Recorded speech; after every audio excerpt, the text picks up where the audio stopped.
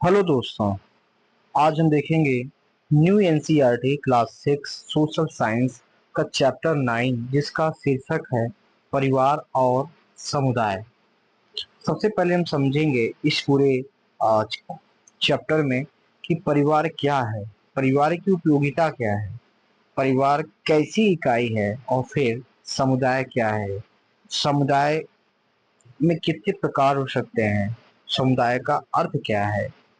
इसी को समझते हुए हम आगे बढ़ेंगे। आप देख सकते हैं कि इस चैप्टर में हमें दो सवालों के जवाब ढूंढने हैं। परिवार की इकाई क्यों महत्वपूर्ण है, यानी आपके जीवन में परिवार क्यों जरूरी है। दूसरा, समुदाय क्या है और इसकी क्या भूमिका है। तिरुवल्लुवर ये संगम कालीन लेखक हैं, तिरुवल्लुवर, जिनका एक कथन है कि प्रेम और धर्म पारिवारिक जीवन के पुष्प और फल हैं। प्रेम हो चाहे धर्म हो, वो पारिवारिक जीवन के ही फूल और फल हैं। यानी अगर आपके पास परिवार नहीं है, आप पारिवारिक जीवन में नहीं है, तो आप ना तो कभी प्रेम समझ पाएंगे, ना तो धर्म। धर्म के दो अर्थ होते हैं। एक धर्म होता है रिलीजन से संबंधित और एक धर्म होता है कर्तव्य से संबंधित। यहाँ कर्तव्य से लीजिए आप, तो इसी को आगे बढ़ाते हैं। परिवार, हम सभी अधिकांशतः एक परिवार में रहते हैं। परिवार किसी भी समाज की मूलभूत और सबसे प्राचीन इकाई है। तो दोस्तों, परिवार समाज की सबसे मूलभूत इकाई है। ये परिवार है, एक परिवार, ये परिवार, एक परिवार, एक परिवार है। ऐसे पूरा परिवार जब रहता है और कई सारे परिवार एक ही स्थान रहते हैं, एक गांव बन जाता है। और अगर ये सब एक ही जाति, एक ही नस्ल, एक ही भाषा से संबंधित है, यही समुदाय की तरफ कन्वर्ट हो जाएंगे। ठीक है। आज भारतीय समाज में कई प्रकार के परिवार हैं। अब तो परिवारों के भी टाइप हो गए हैं। एक होता है संयुक्त परिवार से लेकर एकल परिवार तक। एक होता है न्यूक्लियर फैमिली यानी एकल परिवार। संयुक्त परिवार में अनेक पीढ़ियां एक साथ रहती हैं। यानी संयुक्त परिवार यह है, वह है जहाँ पे कम से कम तीन पीढ़ियां साथ रहती हों। दादा दादी, मम्मी और आप। और अगर चाचा चाची भी हैं वो भी साथ रहें, भाई बहन भी साथ रहें, ये एक संयुक्त परिवार हो जाएगा। आप यहाँ देख रहे हैं तीन पीढ़ी के सदस्य दिख रहे हैं। एक पीढ़ी, एक पीढ़ी ये है, एक पीढ़ी ये है, ये दिख रही है।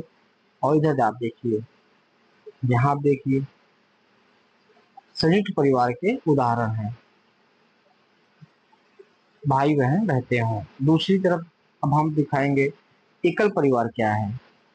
कि मम्मी पापा, उनकी दो बच्चे, कम से कम तीन पीढ़ी तो होना ही चाहिए। अगर तीन पीढ़ी नहीं है तो अगर इनके कोई भाई होते और उनकी पत्नी एक साथ रहते तो भी मान लिया जाता कि वो संयुक्त परिवार है। यानी कम से कम दो परिवार। परिवार का क्या होता है, पति और पत्नी एक परिवार बन जाते हैं। जब आपकी शादी हो जाती है तो यानी आपकी पत्नी आते ही एक परिवार हो गया। अब आपके बच्चे होंगे। ऐसे ही अगर एक से अधिक परिवार एक घर में रहते हैं, एक घर में रहने के साथ साथ एक ही स्थान पे खाना पकता है और वही सब खाते हैं, तो वही परिवार है, संयुक्त परिवार है। और ये एकल परिवार है। ठीक। दूसरी ओर एकल परिवार में एक दंपत्ति, उनकी संतान होती है तथा कई बार यह अकेली माता या पिता उनके बच्चों तक सीमित होता है। तो मैं समझता हूँ कि आप समझ गए होंगे। यदि एक ही घर में एक स्थान पे खाना बने और कम से कम दो से तीन दंपत्ति यानी पति पत्नी पति पत्नी पति पत्नी रहते हों, ये संयुक्त परिवार है। और अगर एक ही घर में केवल एक दंपत्ति, पति पत्नी और उसके बच्चे रह रहे हैं, तो एकल परिवार है। एकल परिवार खास तौर से आपको शहरों में देखने को मिलता है, अपार्टमेंट में देखने को मिलता है। और संयुक्त परिवार ज्यादातर आपको गांव में देखने को मिलते थे, लेकिन अब उसमें भी कमी आ गई है। आपको अपने आसपास किस प्रकार के परिवार दिखाई देते हैं? प्रत्येक प्रकार के परिवारों की उनकी संख्या के साथ सूची बनाइए। किस प्रकार के परिवारों की संख्या अधिक है आपके विचार में, ऐसा क्यों है? तो आप देख सकते हैं कि इसमें एकल परिवार की संख्या बढ़ती जा रही है। उसका कारण है नौकरी, आर्थिक स्थिति और संसाधनों का सीमित होना।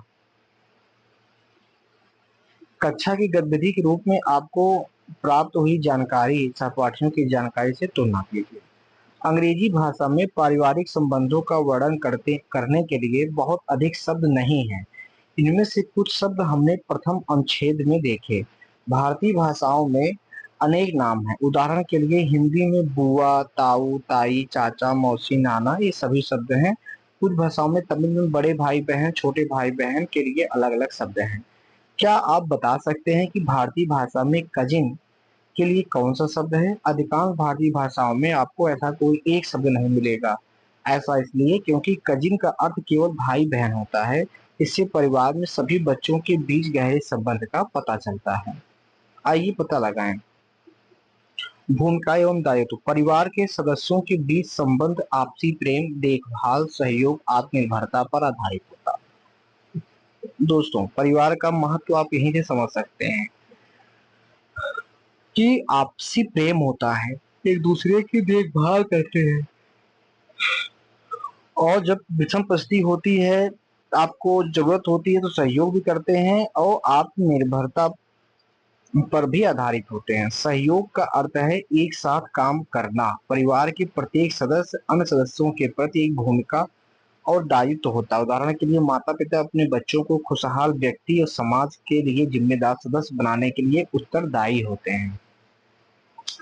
किंतु जब बच्चे बड़े होते हैं तो परिवार के अन्य सदस्यों, चाहे माता पिता हो, भाई बहन हो, आदि की सहायता के लिए अधिक दायित्व का निर्वहन करते हैं।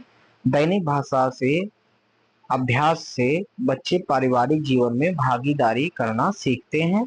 अनेक घरों में बच्चे परिवार द्वारा कई पीढ़ियों से अपनाई गई परंपराओं तथा प्रथाओं को भी सीखते हैं। आइए कुछ करके सीखें। आपके परिवार में इसका निर्णय कौन करता है कि बाजार से क्या आना है? आपके घर में भोजन कौन पकाता है? आपके परिवार में सबसे अधिक आयु किसकी है? आपके घर में फर्श की सफाई कौन करता है? आपके घर में बर्तन कौन साफ करता है? आपके गृह कार्य में आपकी सहायता कौन करता है? आप जब इस सभी प्रश्नों का उत्तर ढूंढेंगे तो आपको पता चलेगा कि पूरे परिवार में सहयोग की भावना और प्रेम और दायित्वों का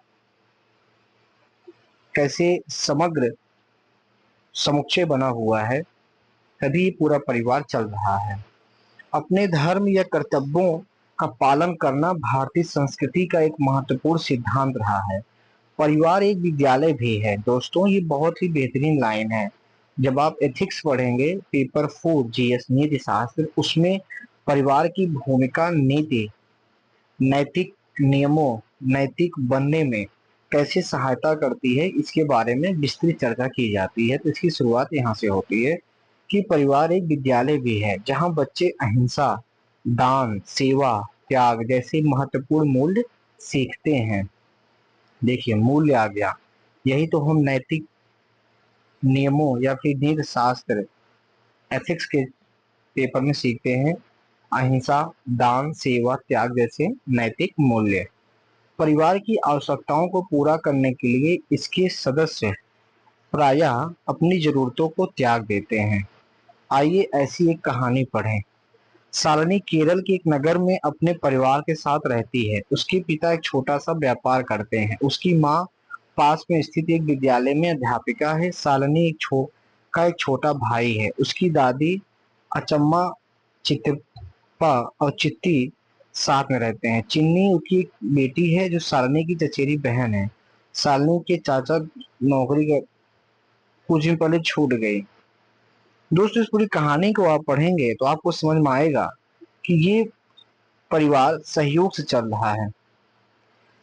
अचम्मा ने शालिनी को समझाया कि परिवार में सभी एक दूसरे की सहायता करते हैं, उनके पास जो कुछ भी है उसे आपस में साझा करते हैं। यह जानकर शालिनी को अब अपने मनपसंद कपड़े न मिलने के लिए बुरा नहीं लगा। उसे इस बात की खुशी थी कि सभी सदस्यों को नए कपड़े मिल गए। यह कहानी तो केरल की है। आइए सुदूर पूर्वोत्तर में मेघालय की एक पढ़ें। मेघालय की भी एक कहानी यहाँ पर पढ़ाई जाएगी, जहाँ पर हमें परिवार के महत्व के बारे में जानकारी मिलेगी। हम लास्ट लाइन को पढ़ते हैं। हम सौभाग्यशाली हैं कि हमारे माता पिता भोजन कपड़े जैसी मूलभूत आवश्यकताओं का प्रबंध करते हैं। जब किसी विशेष खर्च की बात आती है तो मैंने अधिकांशतः देखा है कि वो आपस में चर्चा करते हैं। माँ कहती है हमें भविष्य में अचानक आने वाले खर्चों के लिए कुछ पैसों की बचत अवश्य करनी चाहिए। ये भी आप देख सकते हैं। फिर है, आइए पता लगाएं। भारत के किसी क्षेत्र के ऐसे परिवार की कहानी की रचना कीजिए जहां पारिवारिक मूल्यों का पालन किया जा रहा हो। इसे लिखकर अथवा चित्र बनाकर समझाइए। यहाँ पर भी हमें परिवार के मूल्यों को, परिवार की विशेषताओं को, परिवार के महत्व पे चर्चा करने के लिए, समझने के लिए कुछ कार्य दिए गए हैं। समुदाय, अब हम परिवार से एक कदम आगे बढ़े। समुदाय, परिवार न केवल अपने अंदर बल्कि अन्य परिवारों से और आसपास के लोगों से भी जुड़े होते हैं। परिवार जो होते हैं आपस में जुड़े लोगों से, इस समूह को समुदाय कहते हैं। विभिन्न संदर्भों में समुदाय के अन्य अर्थ भी होते हैं। समुदाय के सदस्य विभिन्न कारणों से एक साथ आते हैं, जैसे कि त्योहार मनाने, मेले, विवाह, अन्य अवसरों के आयोजन पर। कुछ गांवों में लोग फसल कटाई, बुआई के लिए भूमि तैयार करने जैसे कृषि कार्यों में एक दूसरे को सहायता देने के लिए भी एक साथ आते हैं। समय बीतने के साथ समुदाय प्राकृतिक संपदा और पानी, चारागाहों, वन उत्पादों जैसे संसाधनों को साझा उपयोग पर सहमत हुए। यह अनेक जनजाति समुदाय तथा कुछ ग्राम समुदायों में देखा गया है। आज के ग्रामीण भारत के ग्राम समुदायों में भी कुछ सीमा तक इसे देखा जा सकता है। इस तरह के अभ्यास, जिन्हें अलिखित नियम कहते हैं, से समुदायों को संसाधनों तक सुरक्षित पहुंच प्रदान होती है।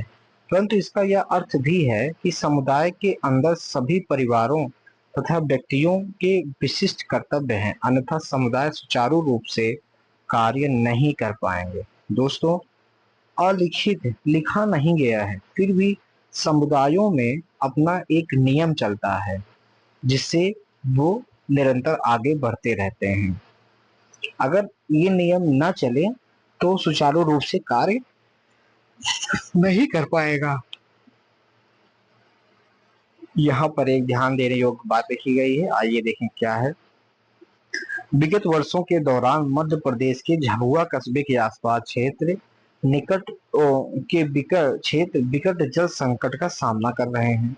संकट के समय किसी व्यक्ति या परिवार को समर्थन देने के लिए साथ मिलकर काम करने की प्रथा हलमा का पालन करते हुए भील समुदाय ने सैकड़ों गांवों में हजारों पेड़ लगाने का निर्णय लिया। भीलों ने बारिश के पानी को सुरक्षित करने के लिए अनेक तालाब भी खोदे और वर्षा जल संचय की अनेक संरचनाएं बनाई। उन्हें इस काम के लिए कोई पारिश्रमिक नहीं मिला, बल्कि समुदाय और पर्यावरण के प्रति अपने कर्तव्य के रूप में उन्होंने यह कार्य किया। इस हलमा परंपरा का उद्देश्य धरती माँ की सेवा करना है। 2019 में शिवगंगा आंदोलन के महेश वर्मा को भील समुदाय के लिए किए गए परिवर्तनकारी कार्यों हेतु प्रथम श्री सम्मान से सम्मानित किया गया। तो यहाँ पे एक समुदाय के लिए, मतलब समुदाय ने मिलकर के कैसे जल संरक्षण और प्लस पर्यावरण को सुरक्षित रख रहा है, इसके बारे में बात की जा रही है। भील समुदाय में हलमा यानी मिलकर साथ काम करने का उन्होंने शिव गंगा आंदोलन किया। महेश वर्मा उसके नेतृत्व कर रहे थे, उन्हें पद्मश्री मिला। फिर चेन्नई में 2015 के दौरान आई बाढ़ के समय सड़कें मानो नदियां बन गई हैं और लोग आने जाने में असमर्थ हो गए। लगभग सभी दुकानें बंद हो गई, सेवाएं बाधित हो गई। अनेक निजी समूहों, विशेष रूप से आध्यात्मिक और धार्मिक संगठनों ने बड़ी मात्रा में भोजन तैयार किया और अभावग्रस्त लोगों के बीच बांटा। ये भी एक समुदाय के बीच सहयोग का काम कर रहा है। इस प्रकार के अन्य अनेक उदाहरण हैं। जब लोग बिना किसी लाभ की उम्मीद के समुदाय के लिए हित के साथ मिलकर आए। क्या आपने किसी घटना के विषय में सुना है? आप अगर कोई घटना से सुने हैं तो आप बता सकते हैं। इसी तरीके से हम आगे बढ़े तो वास्तविक जीवन की उपरोक्त कहानियों में से एक ग्रामीण संदर्भ का दृष्टांत दिया गया है।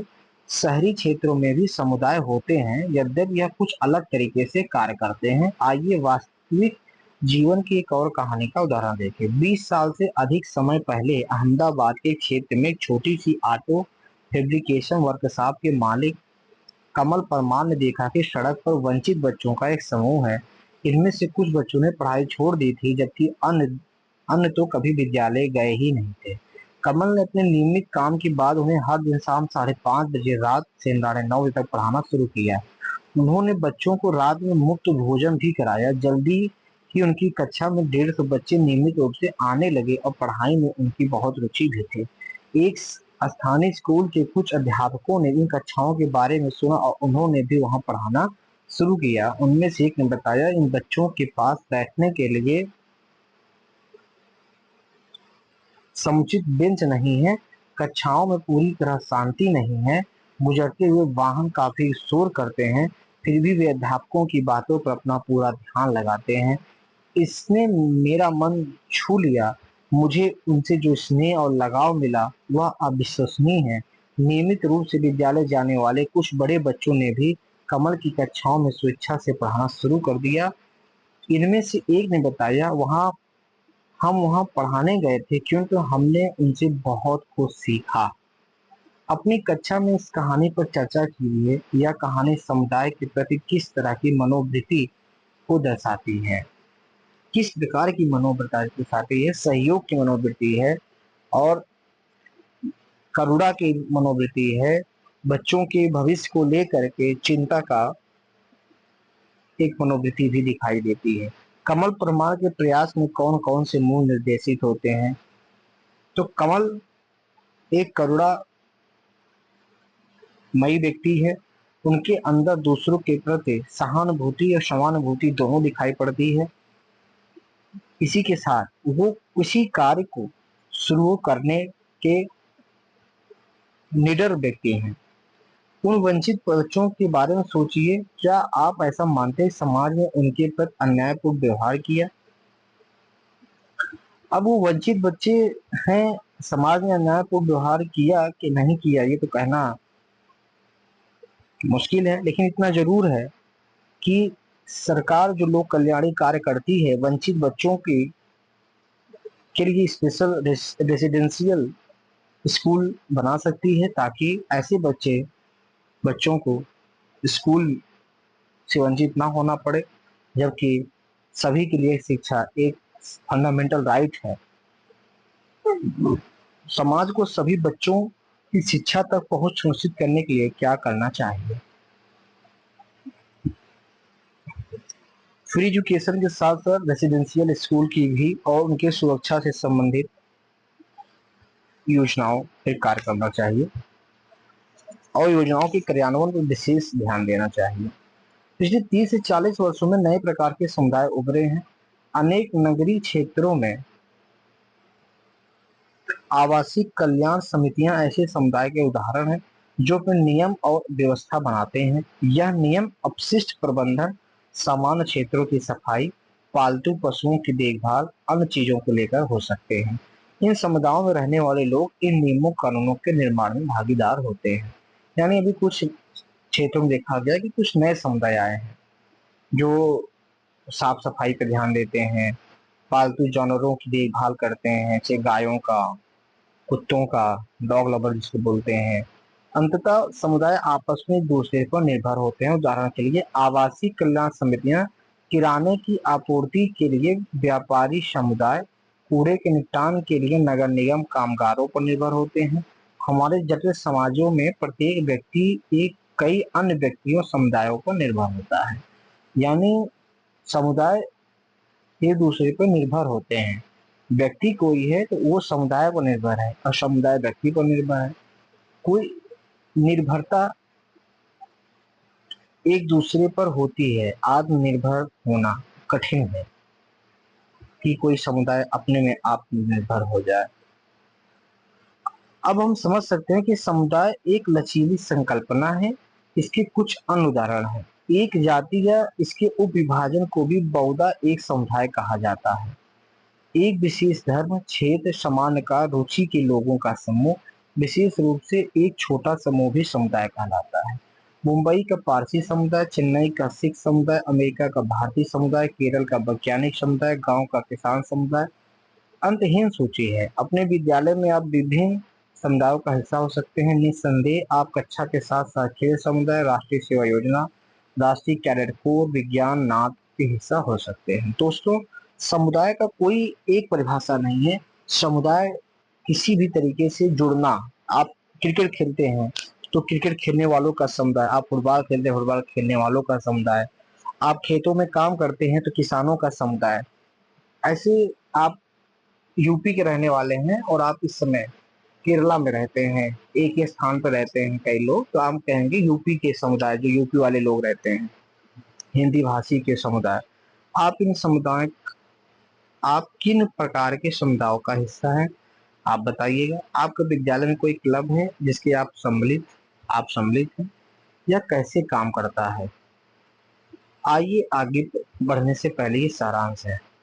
परिवार मानव समाज का आधार है। एक समाज का सबसे छोटी इकाई परिवार है। उसके बाहर समुदाय होता है। यानी अगर ये परिवार है तो कई परिवार अगर ऐसे ऐसे मिलते जाए तो समुदाय बन जाता है, और यही कई समुदाय मिलकर के समाज बन जाते हैं। आदर्श रूप से परिवार के सदस्य अपने अनेक कर्तव्यों और कार्यों से एक दूसरे को सहयोग करते हैं। समुदाय अपेक्षाकृत बड़ी इकाई है। यही हमने कहा, समुदाय बड़ी इकाई है। इसका अर्थ यह भी है कि लोग एक दूसरे को सहयोग प्रदान करने के लिए अपना सर्वोत्तम प्रयास करते हैं। समुदाय को अनेक प्रकार से परिभाषित किया जा सकता है। समुदाय अनेक प्रकार के होते हैं। अंततः समुदाय एक दूसरे पर निर्भर करते हैं। अब यहाँ पे कुछ प्रश्न दिए हुए हैं, आइए इसका पढ़ें। आप अपने परिवार और पास पड़ोस में किन नियमों का पालन करते हैं, ये क्यों महत्वपूर्ण है? सोचिएगा। आप क्या आपको लगता है कि परिवार या समुदाय में कुछ लोगों के प्रति कुछ नियम अनुचित होते हैं? क्यों? कुछ ऐसी परिस्थितियों का वर्णन कीजिए जहां आपने देखा है कि समुदाय के सहयोग से लाभ होता है, और इसके बारे में लिखित और चित्र बनाइए। एक छोटा सा चैप्टर था, सिर्फ दो शब्द परिवार और समुदाय की उपयोगिता, विशेषता, महत्वपूर्ण समाज के लिए इनकी उपयोगिता के बारे में बताया गया, और हर व्यक्ति के जीवन में ये कितने इम्पोर्टेंस रखते हैं उनके बारे में बताया गया। तो आज इतना ही। धन्यवाद।